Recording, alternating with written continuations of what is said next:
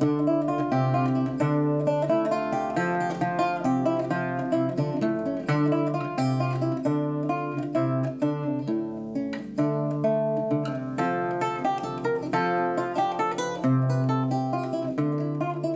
I'm Peter Adamson, and you're listening to the History of Philosophy podcast, brought to you with the support of the Philosophy Department at King's College London and the LMU in Munich, online at historyofphilosophy.net. Today's episode, Life is Not Enough, Medicine in Renaissance France. There is a scene in The Imaginary Invalid by the 17th century playwright Molière that is famous among philosophers. It depicts an examination for entry to study medicine at Paris. The candidate is asked to explain why opium causes sleep, and answers that it is because opium has a dormitive power, a virtus dormativa, that is, the power to put people to sleep. This vacuous triviality is, of course, exactly what his foolish scholastic examiners are looking for, and the candidate gets full marks for it. Which is all good fun, but let's face it, it's not as if Molière had a better answer to give. In fact, you could make a good case that ascribing a dormitive power to opium is not vacuous after all. Ascribing a power to the opium is a meaningful scientific proposal, which differs from, say, asserting that the more rudimentary material ingredients of opium cause sleep, perhaps by cooling down the body. Instead, the dormitive power ascribes to the nature of opium a disposition for affecting the world, one that cannot be reduced to other natures, and one that cannot be explained in terms of the perceptible properties of opium. I'm not saying that the dormitive power is a good explanation, mind you, but I am saying that it is meaningful and that it may have been about as good an explanation as anyone at the time could have offered. As it happens, people back in the 16th century, when mockery of scholastics was a more novel enterprise, devoted serious thought to the effects of opium. A study of doctors at the University of Leiden has shown how physicians there wrestled precisely with the problem that the sensible properties of opium do not seem to match its effects. Apparently, it tastes hot. Kids, don't try this at home. Yet it has this soporific effect which we'd expect to relate to cooling, since the body is cooler during sleep. Some of the Leiden doctors inferred that the powers of drugs cannot be investigated using sensation, or at least not always. One of them, Gilbert Jacheus, said that we need to draw a distinction between the evident and hidden or occult powers of natural substances. With this, he echoed a real-life doctor of Paris, Jean Fernel, who authored a long treatise whose very title was On the Hidden Causes of Things. It was published in 1548, with a dedication to the king, Henry II. Later on during his reign, Fernel would become royal physician.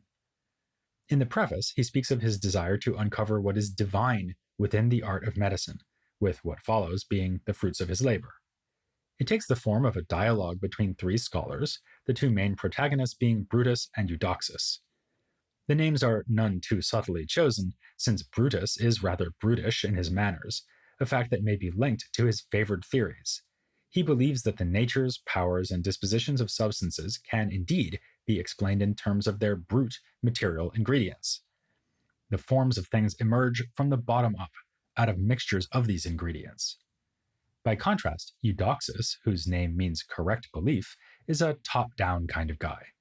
He thinks that medicine needs to be grounded in sound principles of natural philosophy, principles that he defends in the first half of the work. In the second half, the principles are then applied to classify diseases and remedies, with some of these operative at the level of what Fernel calls the whole substance. It's at this level that opium would, hopefully unlike this podcast, put you to sleep. Where do these powerful forms of the whole substance come from, if not from the material elements of the substance? Well, that's where the divine comes in. The forms are received from the heavens, which are the instrument of God. Fernel has his spokesman, Eudoxus, refute all of Brutus's attempts to explain forms in any other way. He does invoke religious considerations. If the form of living things come from bodily mixture, then our souls should expire upon the death of the body, meaning that we cannot look forward to an afterlife.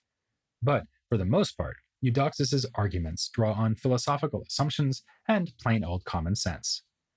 As we know from Aristotle, forms are simple, so it makes no sense to see them as combinations of lower-level qualities like heat and cold. In fact, according to Eudoxus, the constituents of the body don't have forms at all. There is just one overall form whose presence blots out the forms of the bodily parts, like a bright light drowning out dimmer ones. The parts are merely potentially present until the total form departs, as on the death of an animal when it turns into a mere heap or aggregation of materials. With this, Fernel signals his allegiance to the form Unitarian position, notably defended back in the 13th century by Thomas Aquinas. It was an unpopular view back then, because most scholastics thought it made more sense to acknowledge a multiplicity of forms in an organism, like a human, for instance. It's by your human form that you can grow, see, hear, think, and so on, but it's the earthy elements of your body that make you fall downwards, like when you jump off a bench or have just had too much opium. Of course, Fernel has to admit that humans and other natural substances have many powers and perform many activities, but this is not because there are many forms present. Rather, it's because the single form is being received in a complex bodily substrate. During life, the soul is bonded to the body and needs the states of the body to be as they should be in order to perform its full range of functions. If the states are disrupted sufficiently, the soul departs, which is a nice way of saying that the person dies. The material ingredients are also important because they have to be made ready to receive the total form from heaven.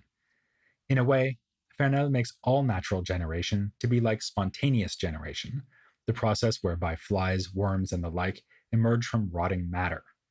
For him, the emergence of higher organisms works in more or less the same way, only with better ingredients and better mixtures to prepare the way for better forms. In developing this theory and applying it to drugs and illnesses, Fernel takes a nuanced stance toward the medical tradition, and especially Galen. He implies that Galen really wanted to have a view like that of the character Brutus, in which all natural phenomena would be explained in materialist terms. Thus, drugs would have their effects through manipulations of the four humors and their basic qualities of heat, cold, dryness, and moisture. Health and disease would be explained in the same way, as the result of balance or imbalance in the humoral mixture.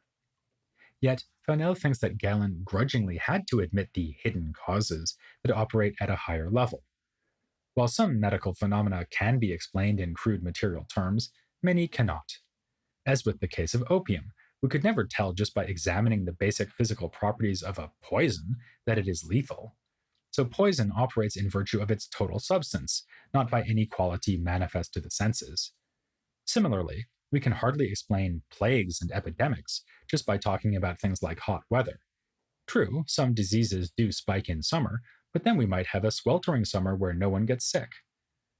Fernel also concedes that the individual mixture or temperament of a person's body may have something to do with their health, and admits that medicines can target this bodily mix. But many diseases are evidently spread through air or physical contact, and so are not the result of the body's temperament. They must be coming from what Fernel calls seeds of plague, which induce illness, much as a scorpion bite or poisoned weapon causes death. Not so vacuous after all, then, especially when you consider that around the same time, the alchemist and doctor Paracelsans was proposing exactly the kind of bottom up theory that Fernel wanted to refute, one far more unorthodox than voiced by Brutus in Fernel's dialogue. As we saw in episode 388, Paracelsans was a German alchemist and doctor who rejected the standard medical authorities, including Galen, in favor of a theory that reduced all bodies to three principal constituents: sulfur, mercury, and salt. Ironically, he leveled some of the same criticisms at Galenic medicine that we find in Fernel, notably the impossibility of explaining plagues using this classical theory. But Fernel was no Paracelsan, of course. To the contrary, where Fernel urged his readers to continue the powers and dispositions of whole substances, Paracelsus had been an anti-holist who sought to explain the properties of things in terms of chemical composition. Other contemporaries in France were more ready to accept the novel ideas coming from Germany. Often, they combined Paracelsus with Galen. We see this with Johannes Günther of Andernach, who got his medical degree in Paris. As Alain Debus says in his book on Paracelsism in France, for Günther, it was not a case of using the old medicine or the new, but of using both in concert. Even a more committed follower of Paracelsus, the Calvinist physician Joseph Duchenne, was still willing to use Hippocrates and Galen. His work, The Great Mirror of the World, published in 1587, explored the central Paracelsan theme of the human as a microcosm, that is, a smaller image of the universe. Duchenne even suggested that blood circulates in the body, in a partial anticipation of the ideas of Harvey, on the grounds that fluids also circulate in the meteorological exchange of rain and evaporation. As we would expect, he also deployed Paracelsan principles with reference to concrete examples, such as the question why people sometimes get poisoned after being shot by lead bullets. Surely not because lead is dangerous, says Duchenne. This metal is actually good for us. But because lead contains a lot of mercury, which makes it absorb other pernicious substances. Fernel is looking better and better, I have to say. If you still aren't convinced, how about another Paracelsan named Alexandre de la Tourette? He encouraged people to drink liquid gold because it is the purest and most balanced fusion of the three fundamental substances.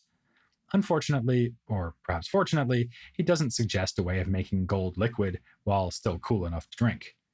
Or take the debate between Lois Delaunay and Jacques Grevin about antimony. Delaunay had endorsed the use of this metal as a purgative following Paracelsus. This alarmed Grevin, who rightly warned that antimony might be poisonous. Grevin also made an astute observation about, observation. The Paracelsans had not collected enough empirical evidence to say whether or not antimony was safe to consume. In fact, this was a weakness in both the Paracelsans' approach and in that of Fernel's.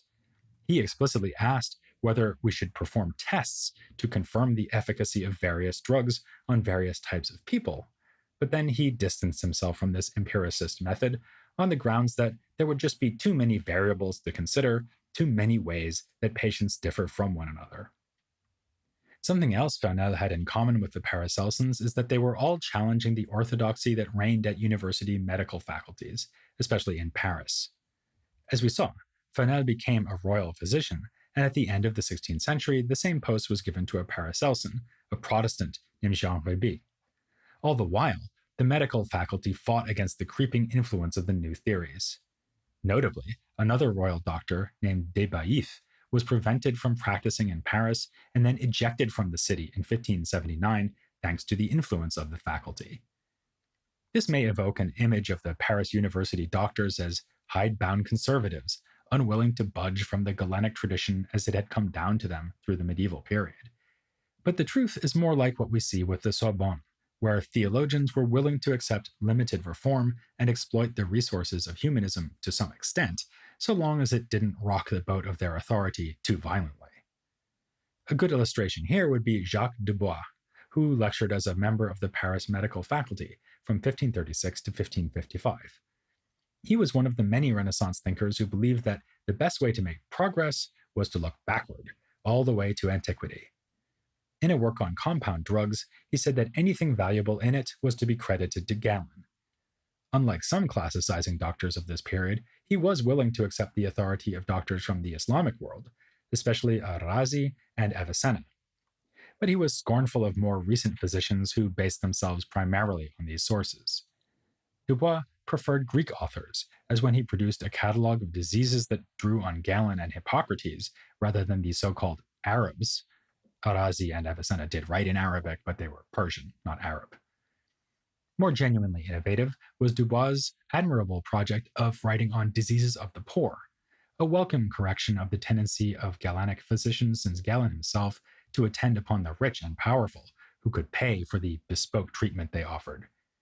Yet even here, Dubois showed his Galenic sympathies, tracing the parlous health condition of the destitute to their humoral balances, rather than, economic oppression. Even more extreme in his classicism was Guillaume de Bayeux, who lived into the second decade of the 17th century. His work on epidemic diseases was so closely based on Hippocrates that he sprinkled the latter's original vocabulary into the text. One scholar says that it's as if he was getting as near as he dared to actually writing in Hippocrates' Greek. Speaking of derivative writings about medicine, let's finish up by looking at a somewhat earlier author named Symphorien Champier, who was distinguished by his undeviating unoriginality. This according to Brian Copenhaver, author of the most important book on Champier and a guest on this series back in episode 367. Nonetheless, Champier does give us something interestingly new in French medicine, because his main inspiration was neither Galen nor Paracelsus, but Italian Platonism. This interest is one he acquired as a young man, when he studied at Paris and fell under the influence of Lefebvre d'Etaples, whose own thought was so powerfully marked by his time in Italy. Actually, Champier's very first work was an introduction to Aristotle that was based on the writings of Lefebvre. He went on to study at Montpellier, where he got his doctorate in medicine in 1504. Champier then set himself up as personal physician to the poor and indigent of France. Just kidding. Of course, he actually went into the service of a nobleman, in this case, the Duke of Lorraine. Champier is actually most famous for something other than his medical writings. He composed the Ship of Virtuous Ladies, yet another contribution to the debate over the moral qualities of the female sex. But since we've talked about that topic quite a bit, I thought it would be more interesting to cover Champier as a medical author. Like the Parisian masters, he brought a humanist agenda to this discipline, ignoring medieval sources. He was willing to use translations of Arabic medicine, but had rather mixed feelings about it, decrying doctors who had never read Galen and Avicenna, while also complaining that Avicenna was unduly under the sway of Islam, which he considered criminal and most filthy, and referring to Averroes as an impious apostate. What differentiated him from university masters, then, was not his approach to the medical tradition, but his extensive use of Platonism, and especially Marsilio Ficino. You might recall that Ficino wrote a work called De Triplici Vita, 3 books on life, on using medicine and magic to prolong longevity. Not to be outdone, Champier wrote De Quadriplici Vita, in which he investigates life at 4 levels: daily health, longevity, heavenly life, and supercelestial salvation. His motivation for integrating medicine into this more cosmic perspective is clear from the motto he gives in his introduction: Non sat est vivere, meaning it is not enough just to live. His attitude reminds me of something a philosopher colleague of mine once said in the context of an academic dispute between the medical faculty and the School of Humanities. Doctors only keep us alive, she argued, whereas in the humanities, we study what makes life worth living. Champier would have wholeheartedly agreed. He argued that medicine must be joined to philosophy and even theology, just as the body is joined to the soul, and connects the good state of the body to ethical virtue. Much of his advice was drawn directly from Ficino, to the extent that critics charged him of plagiarism, but his response was that he was openly stealing from the best. He had always acknowledged Ficino as his teacher and model. So, in this episode, we've seen various ways to approach medicine and integrate it with philosophy. What they all had in common was a return to ancient sources, especially Galen, but also Hippocrates. This is the Renaissance, after all. In other respects, they diverged widely. Where Fernel advanced a holistic theory of substance and understood medicine accordingly, the Paracelsans applied the analytic tools of chemistry. They drew parallels between the physical system of the body and that of the cosmos, whereas Champier saw the physical side of humans as their least important aspect, and connected medicine to the metaphysical speculations of Florentine Platonism. If you asked me who was most on the right track, I'd probably say the followers of Paracelsus. Their idea that we might use chemical analysis to understand how drugs work has stood the test of time in a way that dormitive powers and other such postulates have not. Which is not to say that I'd like to be treated for an illness by a 16th century Paracelsan any more than I'd want to be treated by a Galenist. In the wise words of Montaigne, they say that some newcomer called Paracelsus is changing or reversing the entire order of the old rules, maintaining that, up to the present, medicine has merely served to kill people. You will be able to prove that easily enough, I believe, but it would not be very wise for me, I think, to test his new empiricism at the cost of my life. With that, we're ready to take a break over the summer, since as usual there will be no new episodes in August. Enjoy the heat, and let's hope it's one of those summers that is not marked by the spread of any infectious diseases. When we come back, we'll be changing and reversing some more old rules as we meet the man who ripped up the Aristotelian playbook for teaching and learning. He was a royal professor at Paris who introduced new methods for philosophy that spread across Europe like wildfire. So join me in September when it will be back to school to meet the greatest teacher of 16th century France, Peter Ramos, here on The History of Philosophy Without Any Caps.